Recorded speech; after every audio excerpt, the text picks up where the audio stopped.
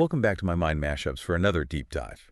Today. Here we're exploring a holiday kind of cloaked in shadows. Oh, yeah. It's a day where, roses and chocolates, they Right. mask a past that's steeped in blood and whispered secrets. Yeah. We're talking about Valentine's Day. Yeah. You might be surprised to learn that this day of love has roots in ancient, often brutal Roman rituals. Wow. And a fascinating web of kind of church-driven reinventions. Yeah. Make sure you hit that like button and subscribe to the channel so you don't miss out on more fascinating deep dives like this one. What's really captivating about Valentine's Day is that we celebrate it without really grasping its origins. Right. The image of Cupid shooting these arrows of love is worlds away from this day's true beginnings. Yeah, so let's rewind back to Rome in 300 BC. Okay. It's mid-February. Okay. And instead of romantic dinners and candlelit proposals, you'd find yourself in the midst of this wild fertility festival called Lupercalia. This celebration was so intense that modern Valentine's Day looks tame in comparison. Lupercalia was not for the faint of heart. Oh, really? It involved animal sacrifices, priests smearing themselves with the blood, and men running through the streets, whipping women with strips of goat hide. Whoa. All this, they believed, would appease the gods and ensure a prosperous year. That does sound a bit more intense than a box of chocolates. Why such, let's say, dramatic rituals? Well, the Romans believed that these acts would purify the city and encourage fertility both in the people and in the land. Okay. The whipping, as strange as it seems to us now, was seen as a blessing for easy childbirth. Wow. And here's a fascinating detail for you. Okay. This all took place at the Lupercal Cave, Oh, wow. the very place where legend says Romulus and Remus, the founders of Rome, were suckled by a she-wolf. So this festival was tied to the very foundation of Rome. It makes you wonder how the early Christians felt about it. Well, as Christianity gained influence, there was this clash of ideologies. Wow. The church saw Lupercalia as a pagan threat, a vestige of a past they wanted to erase. So how did they go about changing such a deeply ingrained tradition? Yeah. Did they just try to ban it outright? Instead of outright suppression, they opted for a more cunning strategy. Okay. In 496 AD, Pope Gelasius, I declared February 14th the Feast of Saint Valentine, effectively overlaying the existing pagan celebration with a Christian figure. That's a clever move. But who exactly was this Saint Valentine? That's where things get even more intriguing. Okay. There wasn't just one Saint Valentine, but multiple historical figures with this name, Wow. each with a rather grim tale. Multiple Valentines. Yeah, That adds another layer to this story. it does. Tell me more. We have Valentine of Rome, a priest who defied an emperor's ban on marriage for soldiers Oh, wow. and secretly wed them. Okay. He's said to have left a farewell note to his jailer's daughter signed, "From your Valentine." Wow. Then there's Valentine of Tournai, a bishop known for healing the sick who was beheaded for his faith. There's even a third, lesser-known Valentine, martyred in Africa, shrouded in even more mystery. It almost feels like the church was strategically crafting this super saint, Right. blending these stories to make a more compelling figure for the new holiday. It's a question that continues to fascinate historians. Yeah. Whether they were truly distinct individuals or a carefully constructed blend, the church successfully established its new symbol, a martyr representing love, sacrifice, and Christian virtue. It's incredible how they transformed a wild fertility festival into a celebration of a Christian saint. Yeah.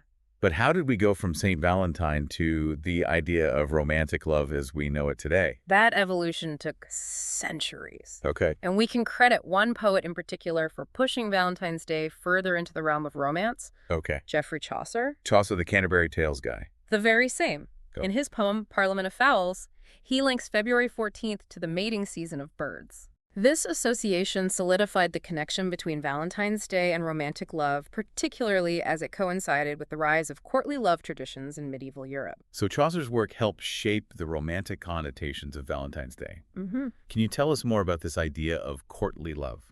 Courtly love was a complex code of romantic behavior that emphasized chivalry, idealized love, and the pursuit of a lady's favor. Yeah. It was a major cultural force in the medieval period and had a significant influence on art literature and, as we see, even the evolution of holidays.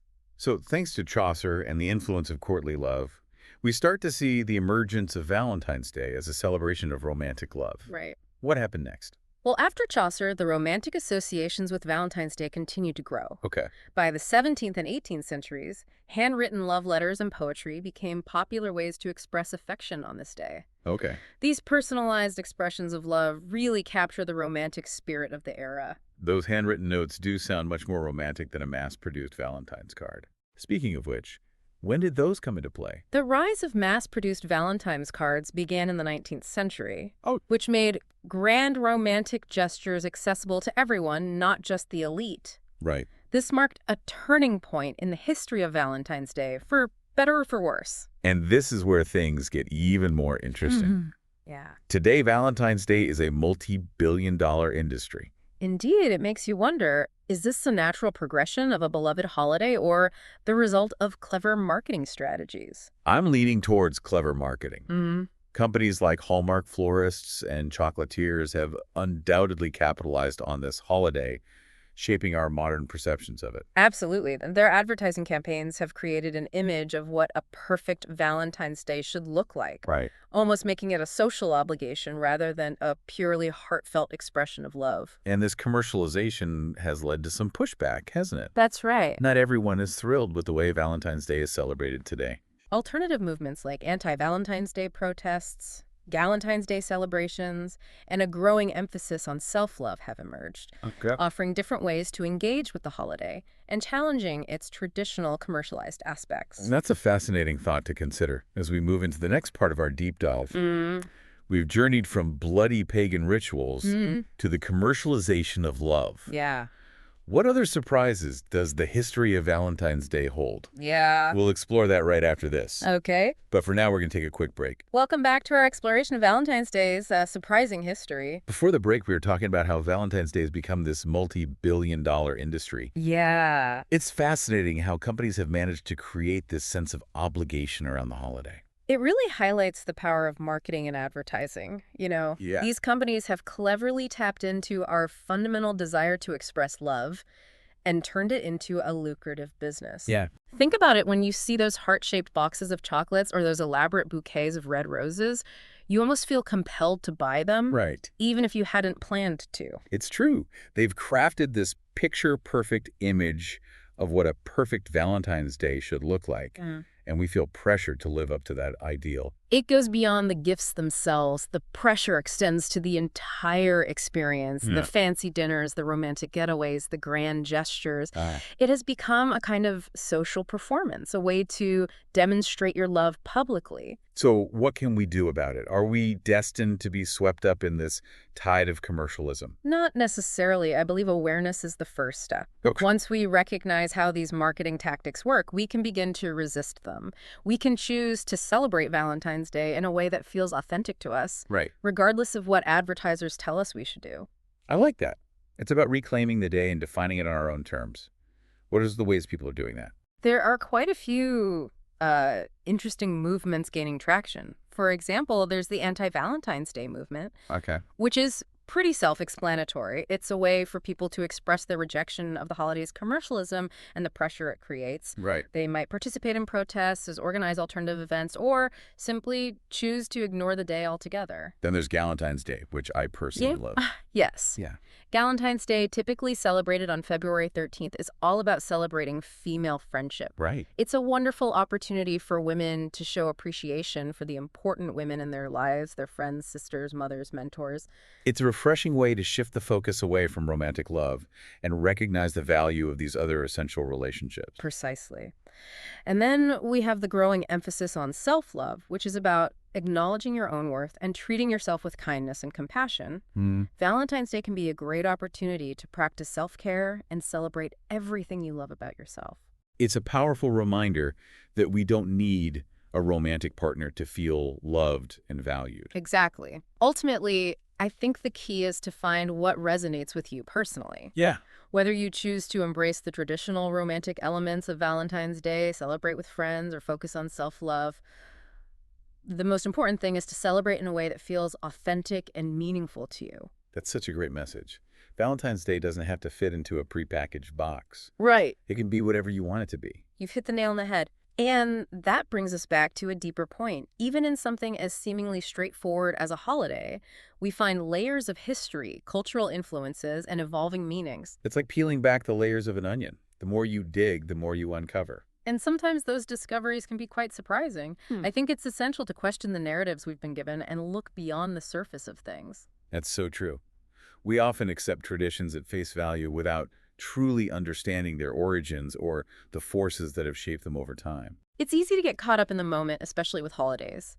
But taking a step back and considering the bigger picture can be incredibly enlightening. So as we wrap up our deep dive into the history of Valentine's Day, what's the key takeaway you want our listeners to walk away with? I think the most important thing to remember is that Valentine's Day has a long and multifaceted history, a history woven with unexpected twists and turns. Yeah. Blood sacrifices, strategic reinventions, and clever marketing maneuvers. It's a far cry from the simple image of Cupid and his arrows. Absolutely. The next time you see those Valentine's Day displays, take a moment to appreciate the remarkable journey this holiday has taken, from ancient Roman rituals to the billion-dollar industry it is today. And perhaps this year you'll choose to celebrate it in a way that's uniquely your own. That's great advice. Now, before we move on, I want to remind everyone listening to like, share, and subscribe to My Mind Mashups for more fascinating deep dives like this one. You can find us on various platforms, including Amazon Music, Audible, Facebook, Pocket Casts, Spotify, and YouTube. We'll be back next week with another intriguing topic. Until then, keep exploring and keep those minds mashing. We've journeyed from the bloody rituals of Lupercalia to the commercialized romance of modern-day Valentine's Day.